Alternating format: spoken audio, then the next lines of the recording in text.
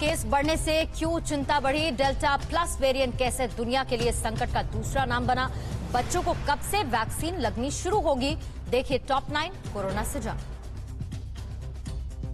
देश में पिछले 24 घंटे में कोरोना के 54,286 नए मामले सामने आए हैं। वहीं 69,130 मरीज इस दौरान रिकवर भी हुए हैं। इसके साथ ही एक्टिव मरीजों की संख्या घटकर 6.25 लाख से नीचे आ गई है। 24 घंटे में महामारी ने देश में 1323 लोगों की जान ले ली। महाराष्ट्र में 8 दिन के अंतराल के बाद एक बार फिर 10,000 से ज्यादा नए केस आए। इससे पहले 16 जून को राज्य में 10,000 से अधिक नए केस आए थे। वहीं 24 घंटे में राज्य में 508 लोगों की कोरोना से मौत भी हुई है। महाराष्ट्र में एक्टिव मरीजों की तादाद अभी भी 1,21,000 से ऊपर है।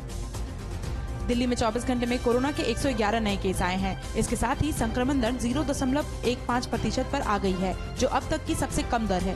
राजधानी में 24 घंटे में 7 मरीजों की मौत हो गई। इस वक्त सक्रिय मरीजों की संख्या 1797 है, जो 8 मार्च के बाद सबसे कम है। भारत में कोरोना के डेल्टा प्लस वेरिएंट के मामले बढ़कर 40 तक पहुंच गए हैं। ये मामले महाराष्ट्र, केरल और मध्य प्रदेश में आए हैं। केंद्रीय स्वास्थ्य मंत्रालय ने कोरोना के इस वेरिएंट को देश के लिए चिंता वाला माना है। इन 3 राज्य सरकारों को खास एहतियात बरतने की सलाह दी है। पूरी दुनिया में डेल्टा प्लस वेरिएंट के अभी तक 205 केस मिले हैं, जिनमें भारत में पाए गए 40 मामले भी शामिल है। कोरोना वायरस के वेरिएंट की पहचान की पक्की तकनीक मौजूद है, लेकिन इससे होने वाले खतरे का पता लगाना अभी भी बड़ी चुनौती है। किसी वेरिएंट के प्रभाव का पता लगाने में 3 से 4 महीने का समय लग जाता है। तब तक वो खतरनाक रूप धारण कर चुका होता है।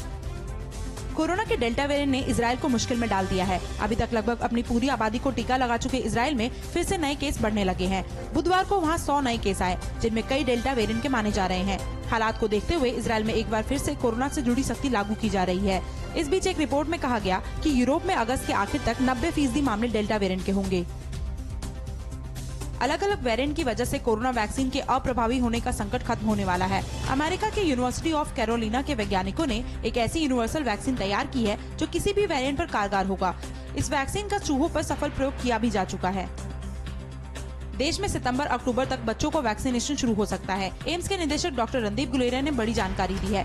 डॉक्टर गुलेरिया ने कहा है कि बच्चों के लिए फाइजर वैक्सीन को FDA अप्रूवल मिल चुका है और इस वैक्सीन को भारत में आने की अनुमति दी गई है। भारत बायोटेक की वैक्सीन का अप्रूवल मिलने पर हम 2 से 18 साल के बच्चों को वैक्सीन लगा सकते हैं।